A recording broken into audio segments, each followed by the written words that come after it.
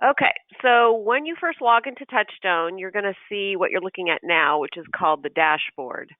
And any employee that you set up in account administration with their own username and password, when they log in, they will see their own dashboard according to how you've set it up. This is what it looks like when no setup has happened. So you'll see this control panel section will be here, but there's nothing on here because the control panel hasn't been assigned yet. So let's go all the way to the upper right-hand corner of the screen here where the wheel icon is.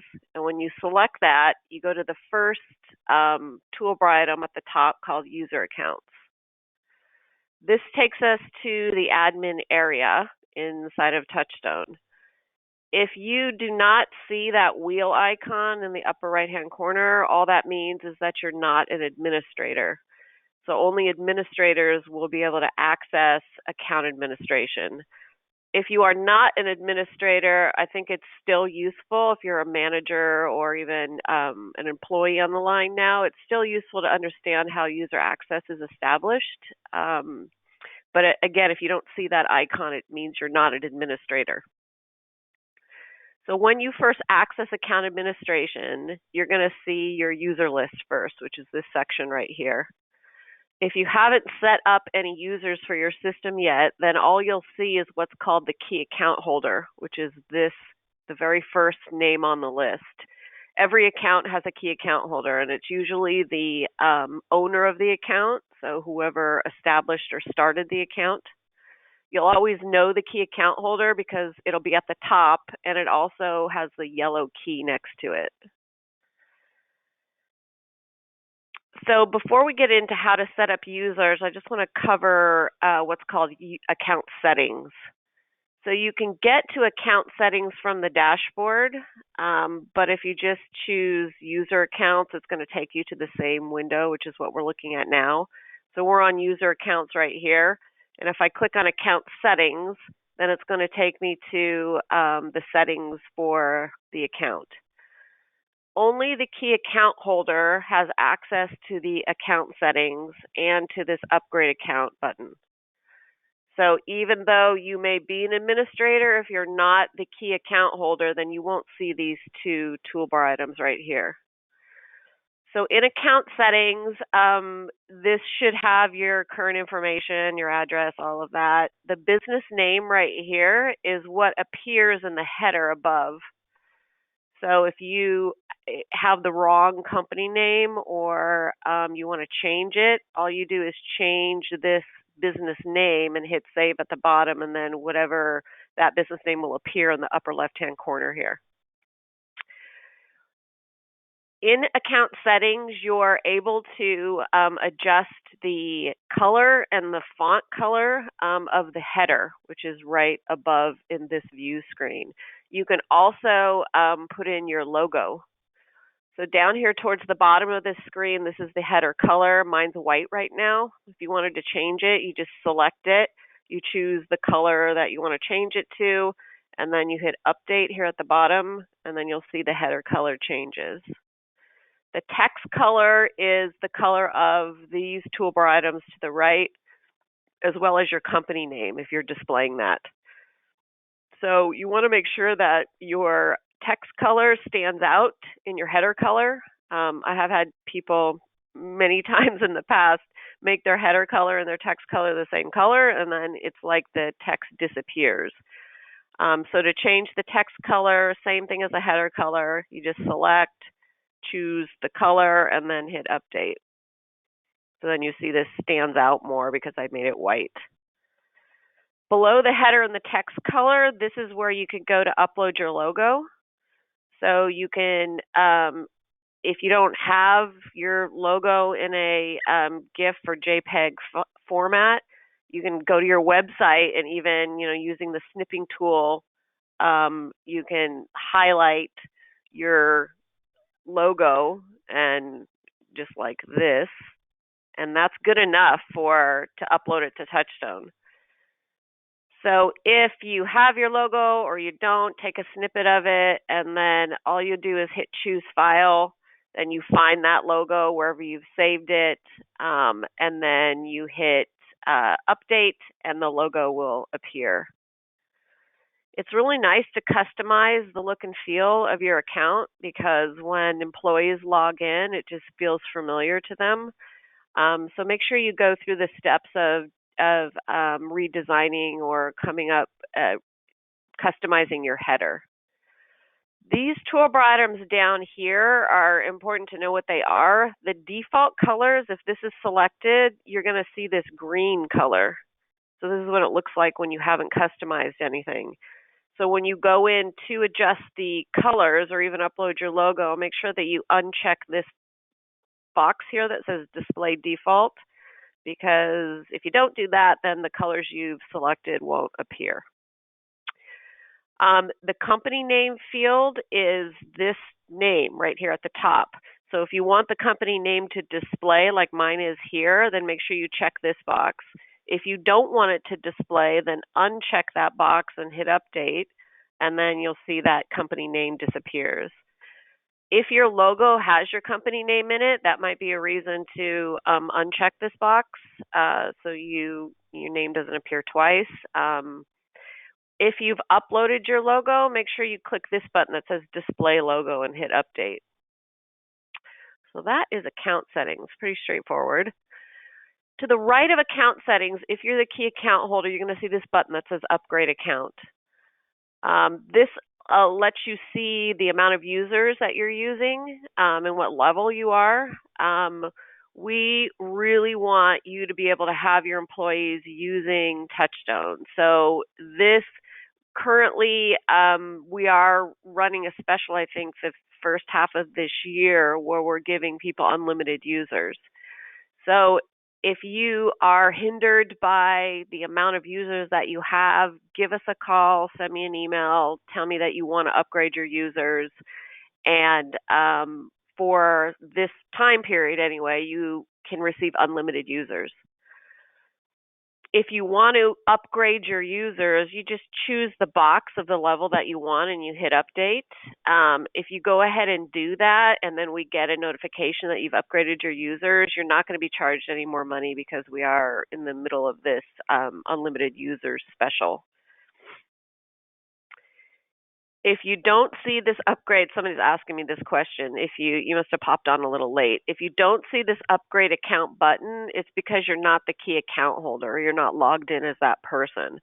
So let's go back here to user accounts and I'll explain what that is. So this is the key account holder, the first user on the list. It's always got this little yellow key next to it. So you must go in and log in as that user in order to be able to upgrade the account or access the account settings. This is also a good question. You can change the key account holder. So you would select that person's name. You have to be logged in as the key account holder in order to be able to do this. So once you're logged in as the key account holder, you just select that person's name on the list here, and then you see the profile or the details.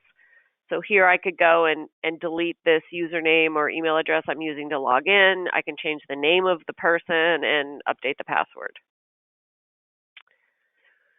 So from this user list, you can see by these little icons here what types of users have been set up, at least in this example. The green key designates that this person is an administrator. The blue dot indicates that this person is a user. So the difference between an administrator and a user is that users have restricted access. So when you make somebody a user, you can then go in and customize their access to TouchStone. And I'll show you exactly what that looks like. If someone's an administrator like John here, they have access to everything in TouchStone.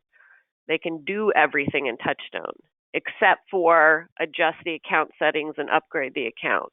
Everything else they can do. So they can delete things, they can change the org chart, all of it. So be careful or mindful about who you make administrators because you're giving that person basically unlimited access to do everything, including coming here to account administration and adding users and changing user information. So make sure that that's either someone that you've designated to be the power user of TouchStone, so the person who's in charge of it overall, or a high-level manager, or obviously an owner. So if you look over to the right here, there's a button here that says New User. So this is how you create a user. You select New User, and the first question you have to answer is this going to be a user that you're going to give restricted access to TouchStone, or is it going to be an administrator? So choose one or the other. There's no limit on how many people you can make administrators. It's totally up to you. So you choose, and the main question you want to ask yourself is this a high-level position or person who should have access to do anything, or is it someone who will be getting restricted access? Next thing is you want to put in a username. So you choose, usually having this be an email address is a good idea, because if somebody loses their password, they can go to the password recovery and get a recovered password. If this is not a valid email address, then that password recovery is going to go nowhere. It doesn't have anywhere to send it to. So you can make this an invalid email address if you want to, but for the reason I just said, it's better if it's an actual email address. Then you're going to put in a password. It's going to make you type it twice. Then you put in the first name and the last name. So these are the only required fields when you're setting up a user, these 6. You can put your company's address and city and state and all of that if you choose. You can put in a hire date if you, again, if you'd like to, and you can also put the position title, but these are not required fields.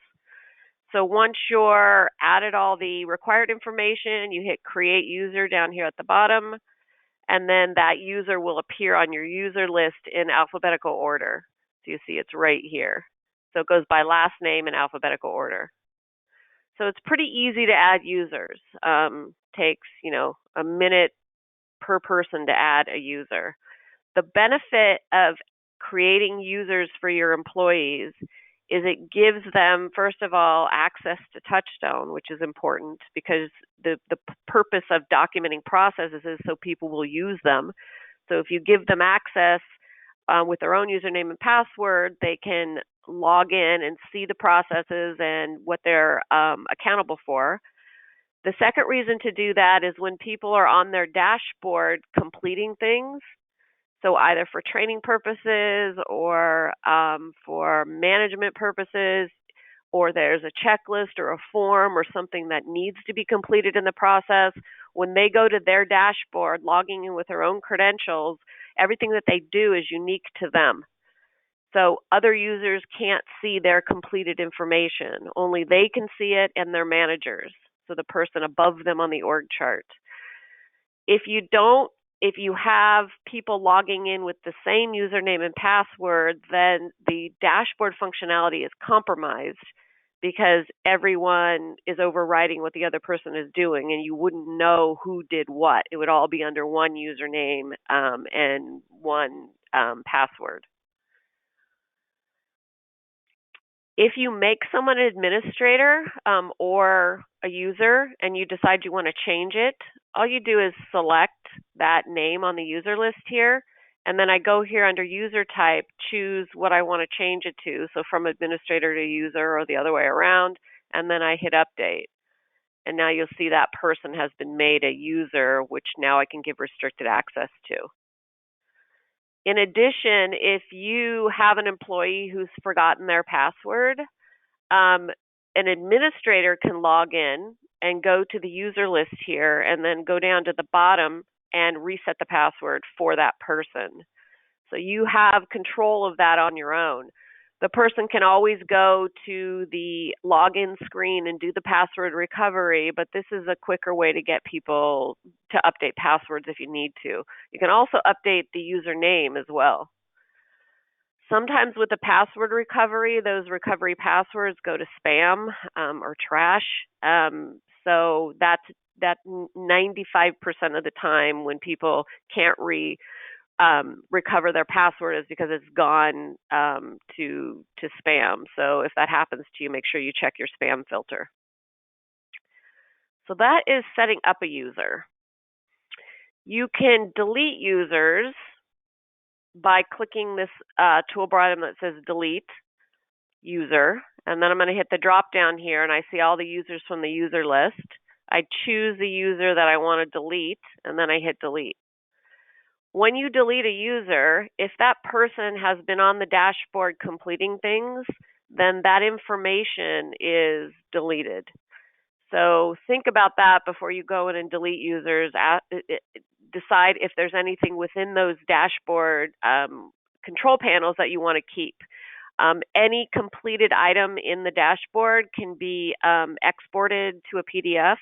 So you can go in and export all that information if you want to keep it. But remember, if you do delete a user, then that information is deleted. Also be careful about just editing the name of one employee to another. So if you have an employee who's been using TouchStone and then that employee leaves, it's better to export what you want from their dashboard than delete that user and add the new employee with their own credentials.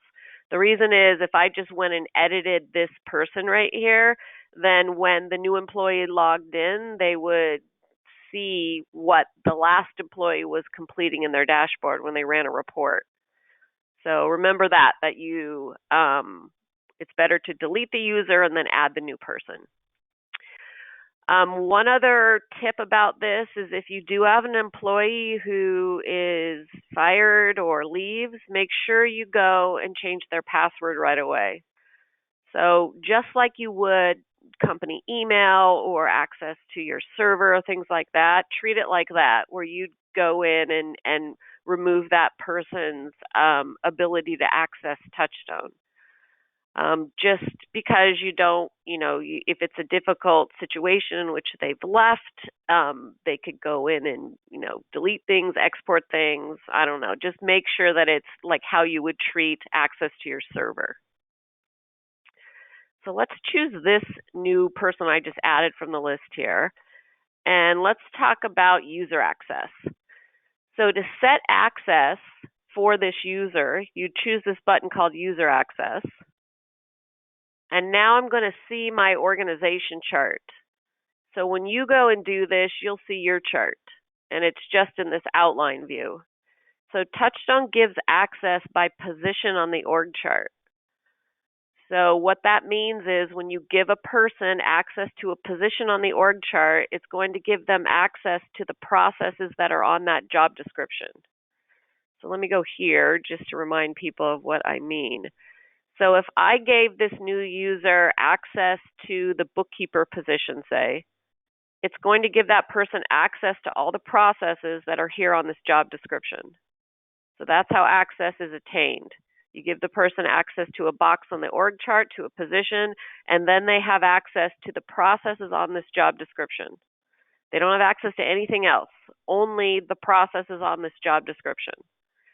When you go to give them a type of access, then it will give them that type of access to those processes on that job description. So let me show you what that looks like. If I go to user access here, there are three types of access. There's read-only, there's edit, and there's create. If you have create, you have edit and read-only. If you have edit, you have edit and read. So it's in a hierarchy order. So if I was to give this person access to a position on the org chart, I would select the position I want to give them access to. So I'm giving them access to salesperson. And then I want to decide, should they have create access, should they have edit, or should they have read only? Read only means that all they can do is read what's on that job description that I'm about to give them access to. So all the processes on the salesperson's job description, all they can do is read the information that's there. They can click on those processes, they can go to the work plans and the checklist, they can read it, and that's it. They can't edit or change anything. If I give them edit access, that means they can edit what's there already. So if there are processes on that job description, there are work plans in those processes, they can go to those work plans and they can edit and change that information. They can't add new work plans. They can't add new processes to their job description. All they can do is edit what's there. Create access is the highest level of access aside from being an administrator. And create gives them the ability to not only edit what's there, but to create new things. So they can put a process on their job description, a brand new process. They can go to a process and add a work plan or a checklist or a video. So they can build the process. They still cannot access anything else that's not related to this position that you're giving them access to. But if they have create access, then they can essentially build their job descriptions and build processes. So let's go, I'm going to go to this person here, and then I'm going to go to user access. So let's give Jack here access to some positions. So I'm going to choose receptionist right here, and I'm going to give him read-only access to receptionist. When I hit update, you're going to see the receptionist position appears in orange, and that shows you that he has read-only access to this position. Then I'm going to give him edit access to another position. So I choose edit and then hit update, and now you'll see that this second position I've given him access to is in green. Then let's give him access to another position, and this time I'm going to give him create access. So the color coding lets you know what type of access you've given Jack right here to these positions. You can clearly give a person access to more than one position on the org chart. And sometimes that's common if, let's say Jack is the receptionist, but he also fills in for customer support when that person is gone. So think about cross-training. A person may fill a particular role, but then they also fill in for another position when that person is gone or unavailable. Think about the type of access you want to give the person by just deciding, is this person going to be helping to document the processes for their position? So just simply ask yourself, is this person capable, available, and do you have the desire to have them help you build their own processes? If the answer is yes to that, then they would definitely need create access, which is this customer service position. If you have an employee or a person and you want them to be able to just edit and change things that are on their job description but not add new things, then that's a reason to give them edit access. It's very common, and I would almost say mandatory, for a manager to have create access to the positions underneath them.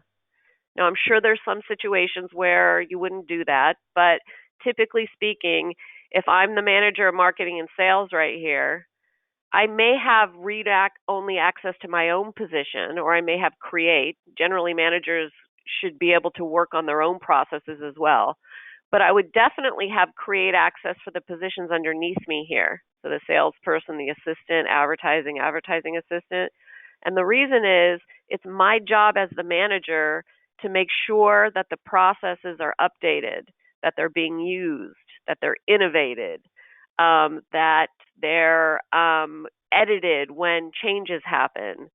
So managers get results with their people by using processes. So it's my job as a manager to manage with the processes, and therefore I need the ability to be able to edit and change those processes. So let's log in as Jack here, and I'll show you what it looks like. I'm just going to pull this screen over, and we're going to log in as Jack, this person I just gave access to. Now, I didn't assign Jack a control panel, so you see this is still empty. We're going to get to what control panels mean here, but control panels are different from user access. So let's go to the well, first thing, you'll notice there's no 4 key functions here. All there is, move this out of the way, is org chart, there's reports, and there's search, and there's the dashboard. people who are not, or employees who are not admin users, there's no reason for them to be able to access the 4 key functions. There's no purpose for that. It just makes it, another thing they have to learn and ask questions about and understand. There's no reason for them to be able to even see the 4 key functions. It's just simplifying it for employees who are accessing TouchStone. The administrators are the ones that go in and download library processes and add processes and organize them. The administrators do that, not users. You'll also notice if you look at the upper right-hand corner here, there's no account administration. So that's not there either. If I go to the org chart, you're going to see the org chart, which is important because people should be able to see the hierarchy or all the positions in the company. But you'll notice that all of these positions are grayed out, the ones that I do not have access to. The only ones that I do have access to are these 3, and they're all illuminated. If I click receptionist, this position I gave this user read-only access to. So you'll notice there's no adding anything up here. They can print this and send it. We have had requests in the past for people who want to say, well, I don't want my employees to be able to print anything. The problem with that is I could just do a print screen. I could copy this and paste it into a Word document. It's just not feasible that someone wouldn't be able to print something because they can print it whether we have this print feature or not. So here on this job description, all I can do is read what's here. If I click on a process and you look over to the left here, just thinking about it, you'll notice that all of this functionality that's normally here is not there. I can see the org chart and the dashboard and reports from here, but there's no 4 key functions. I'm clicking on this right now, and this won't open to edit. If I go to a work plan here, I can't open any of this. It's all read-only. So let's go back to the organization chart here. The bookkeeper position is what I gave myself edit access to. So if I choose a process from here, I can then go and edit and change the content that's already here. So I can open this and change this task. I can add another task, but I can't add a work plan to this. I can only edit and change what's already here. So then let's go back. I gave create access to this position. So now you're going to see some of the toolbar functionality pop up. So I can add an existing process that's already in TouchStone. I can add a new process. I can change the title of this position. So I can add processes to it. And then if I go to a process here, I can edit the title. I can add work plans and checklists. So not only can I read what's here and edit what's here, I can add new things to what's here on this job description. All right, so I'm going to pull this off to the side and go back to where we were. So the best way to understand the user access is to go and play around with it. So add a user, give them access, log in as them, see what it looks like. The next toolbar item over across from user access is this one called Control Panel. So this is how you assign control panels to the users. So the control panel appears here on the dashboard. And what the control panel does is it gives this employee not only access to their processes, but it allows them to use their processes. So when they're viewing things from the job description on the org chart, they're just viewing what's there, reading what's there, seeing it, creating it if you've given them access to. That's different than what happens here on the dashboard. The dashboard is about the using of the processes and the managing of them if you're a manager. So let's go back here to account administration. So I'm going to choose my name on the user list here because we're logged in as me. And then I'm going to go here to Control Panel and assign myself a control panel. So to assign a control panel, you select the position that you want to give that person a control panel for. You're asked, is this a managerial position or a staff position? If it's a managerial position, then TouchStone's going to give that person management review for the positions underneath them. on the org chart. If it's a staff position, then they don't have management access. So I'm going to make this a manager, and then I'll hit update. So then it appears here in red. This is a managerial assignment. Since I've been given a managerial assignment, a control panel, these positions underneath me are what I'm going to have management review for. So anybody who's been assigned a control panel for these 3 positions, I'm going to see them when I go to the dashboard under management review. So let's go back here to the dashboard. So now I've got a control panel here for this position that I selected. And because I'm these people's manager down here, I see them in this section called Management Review. So here's the bookkeeper, and Mary, who's a user that's been added to TouchStone, has been given a control panel for bookkeeper, and so I see her here.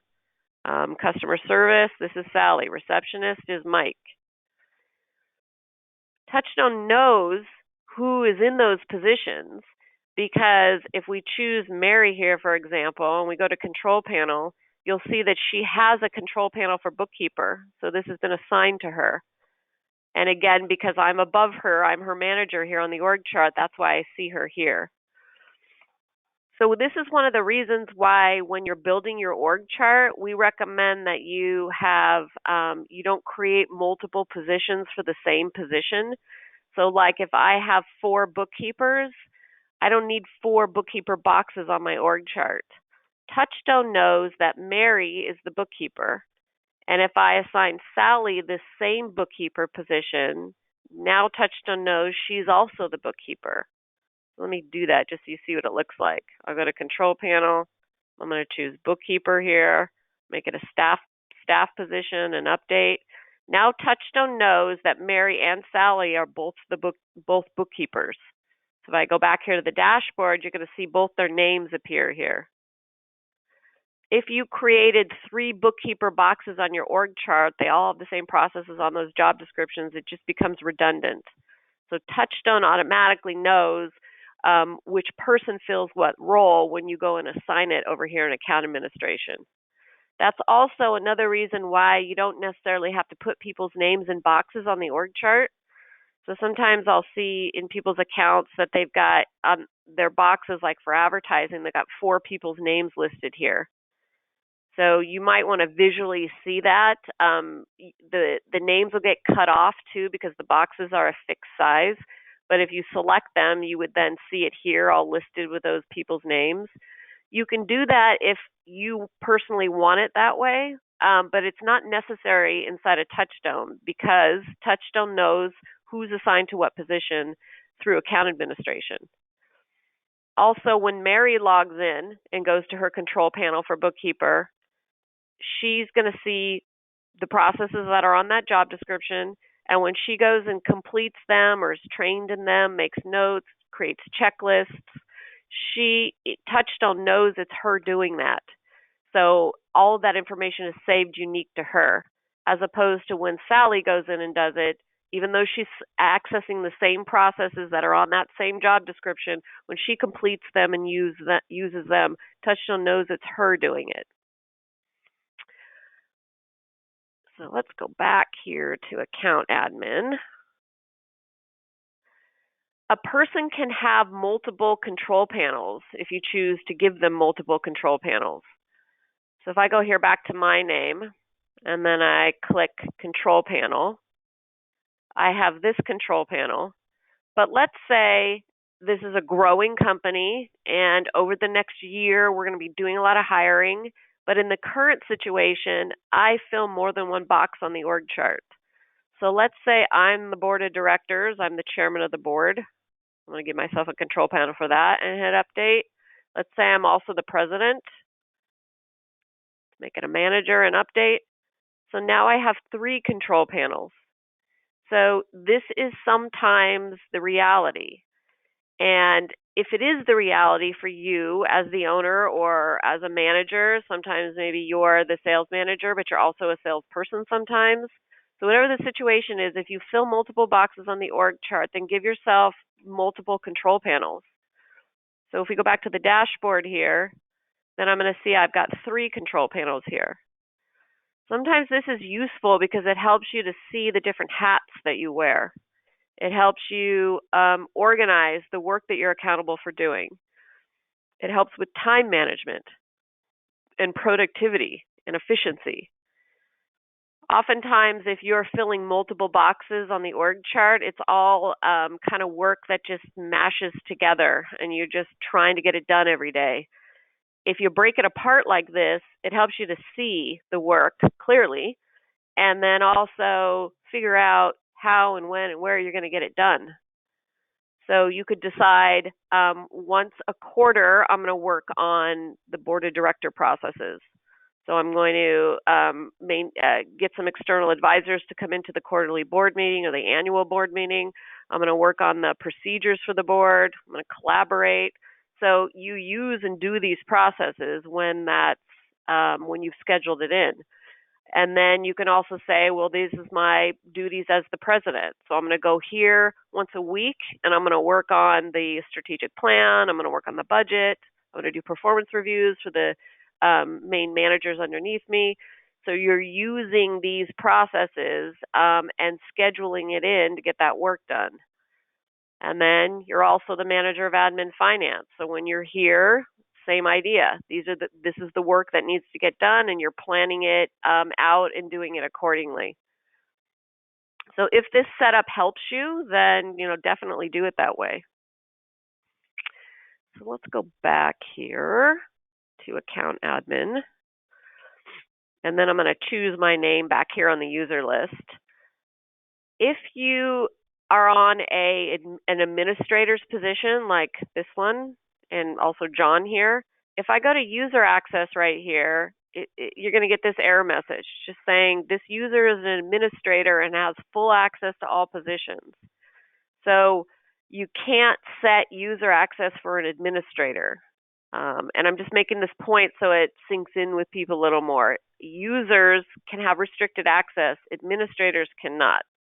The difference between giving someone user access and giving them a control panel is that user access has to do with their ability to use TouchStone. So the creating of things, the editing of processes. So it's the editing and the creating of the content.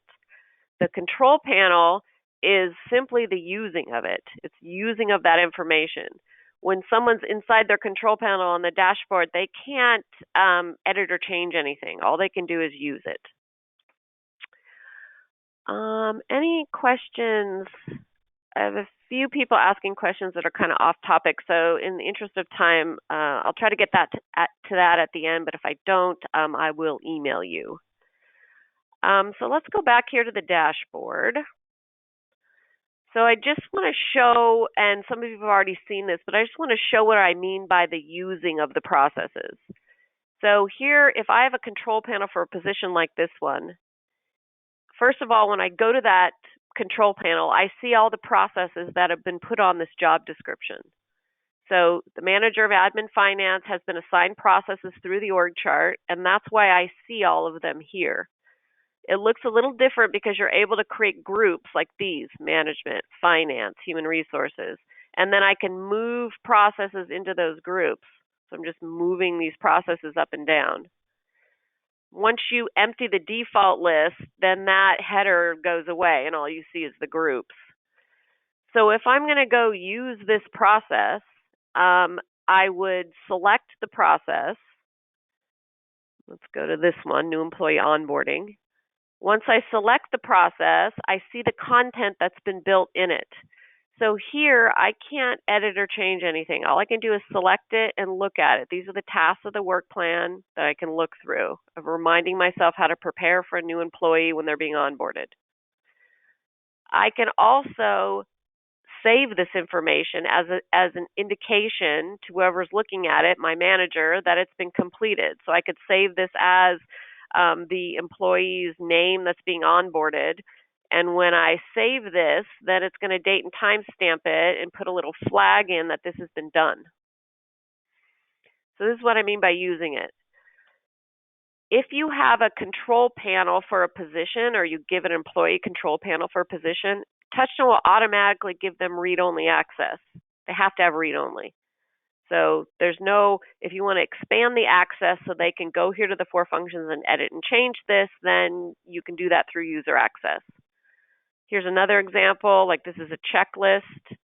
So here I can save this again as the employee's name who's being onboarded, and then I can tick these boxes off as I do this work. And then when I save it, it date and time stamps it and saves that information back to TouchStone. So let's go back here to the dashboard.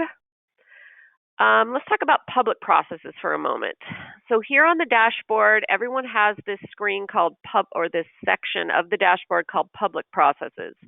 The public processes are processes that have been made public, which basically means that everybody who has access to TouchStone has access to these processes.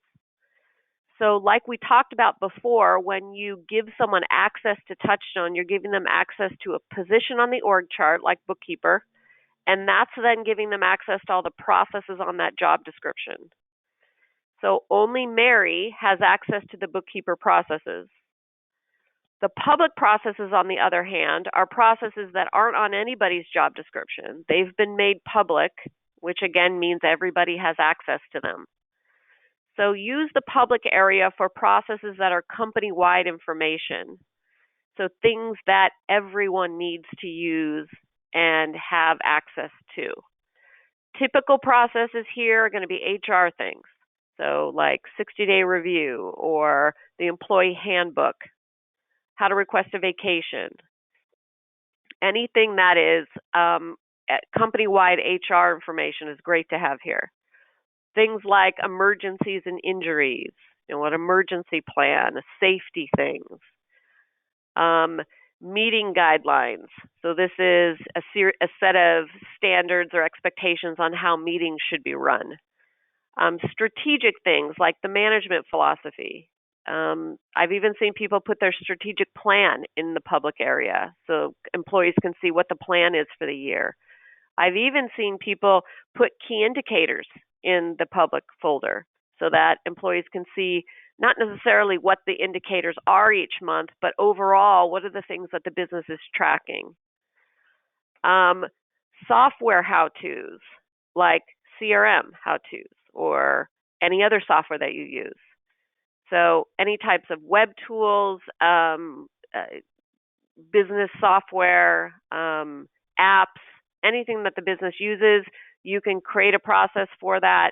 You can build in your own tutorials for it, or you can simply create links to that manufacturer's website so that when somebody's wondering, how do I use Outlook or how do I get into my email, that information would be all here in the public area. I've also seen things like an explanation of the company's services or products here in the public area.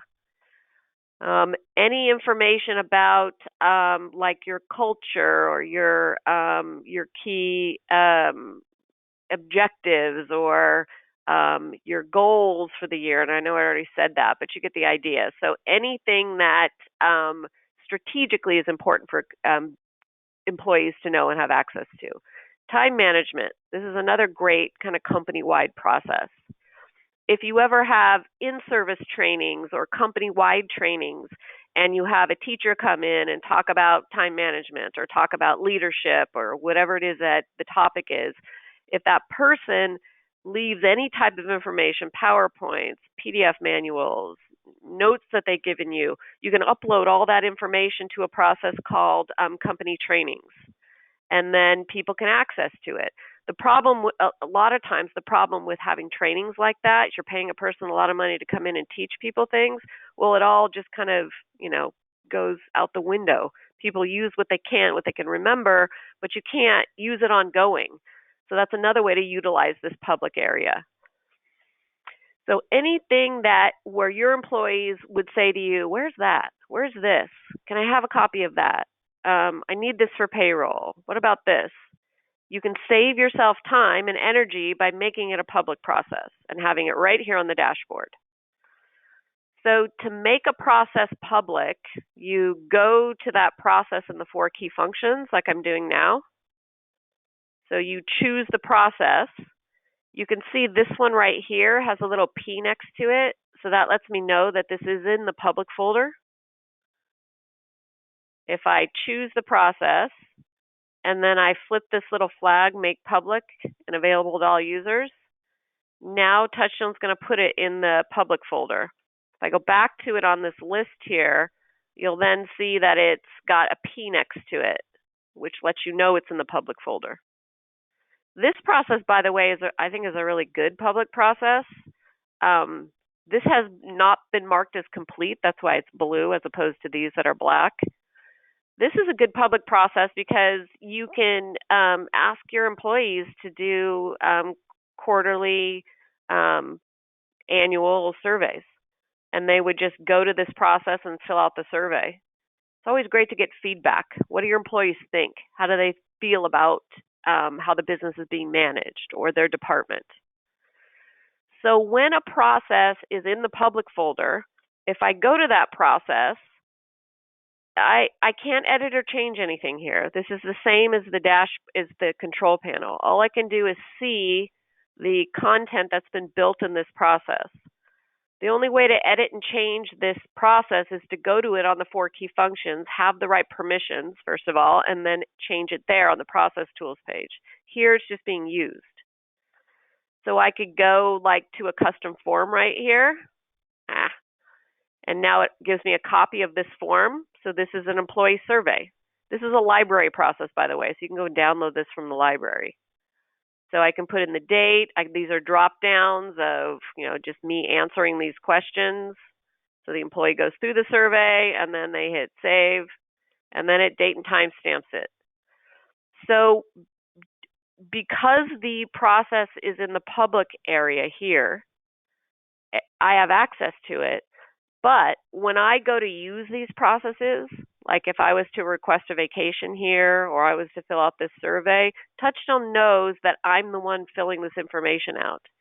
So it's the same as if someone was in their own control panel. Everybody has access to these, but TouchStone knows that I'm the one filling it out because I'm logged in with my credentials. If my manager goes into management review, so let's go to Mary here. If you scroll down to the bottom here, the manager is going to see the public processes here. So Mary may have gone in and completed the survey. She may have done a time management exercise. She may have requested a vacation. Because I'm her manager, I can go in here and view what she's done. So I could select this, and I could go and look here in the saved area to see the survey. Probably more to the point, I could go here to the search. I can go here to reports.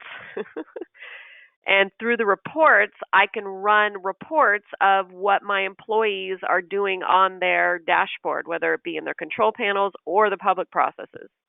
So if I go to management review here, and then I put a date range in, or I'm searching just for the survey process, when I hit run report, then TouchStone's going to, based on what I've searched for, and I didn't choose anything, so it's going to take a while to load this report, but based on what I've searched for, it's going to appear here in this report.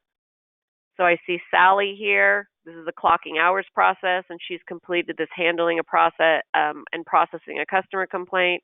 This was done the 21st and the 19th. So if I asked all my employees to go in and complete that satisfaction survey, I could go and run a report of that week, or I can search for a specific user, and then I hit run report, and I can see what they've done. So use the public area, the public folder, to put in important company-wide processes. And then also remember that employees can go here and use them. And you as the manager and them themselves can run reports to see information that was completed here, just like as if it was in their control panel. Let's talk about a process from the library, which I think is a good one. Someone's asking about this process. This is in the library. So if you like this process or the idea of it, it's in the process library. I'll show you. So I'm going here to 4 key functions, and I'm going to go here to running the business. And then right here, I go library. So this employee satisfaction surveys process is in the running the business library. I hit the drop down here and I go to general processes, and then you scroll down. These are all in alphabetical order. So the employee, this is already downloaded into my account. That's why it's gray, but this is where that process is. Once you download it into your account, then you can edit it and change it. That surveys process has a lot of different types of surveys in it. And you're going to see this in library processes sometimes where there's all different types of examples. So this is an employee satisfaction survey example 1, 2, 3. This is a survey summary that can be completed. We also sometimes give forms like this one in 2 different versions. So this is the satisfaction survey in the document tool. So this is what this looks like. And then this is that same survey in the custom form tool. So this is just to give you options.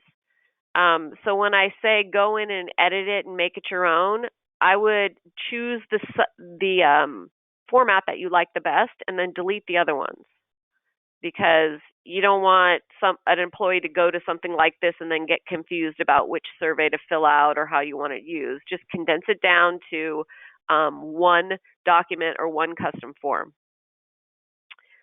So I'm going to go back here to the 4 key functions.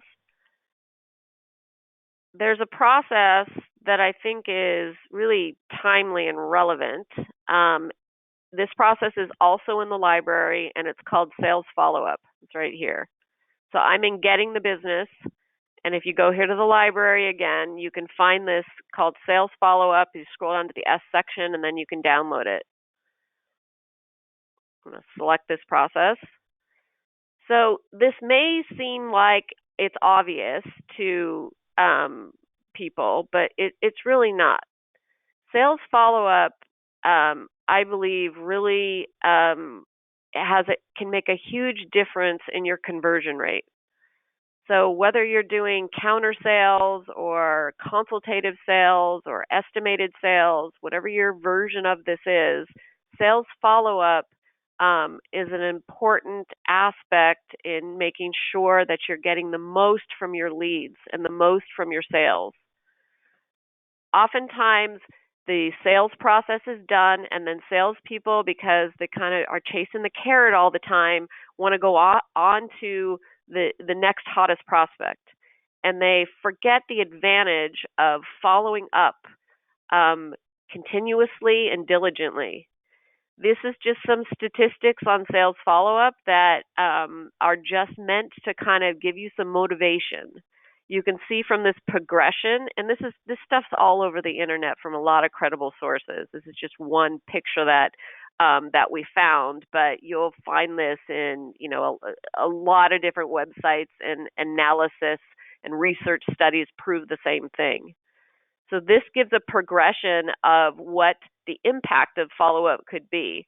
So 2% of sales are made in the first contact, 3% after the second, 5% after the third, 10% after the fourth, 80% after the 5th to 12th. Now, I think that you need to decide what the number of touches needs to be for your own situation. It's somewhere between 4 and 7 touches. So that can be a phone call, it can be an email, it can be a letter. Email follow-up is a great way to do follow-up, and you can automate these email follow-ups as well. It's always nice when it's personal, but you can automate it. This is how, like, people saying no, and how salespeople give up.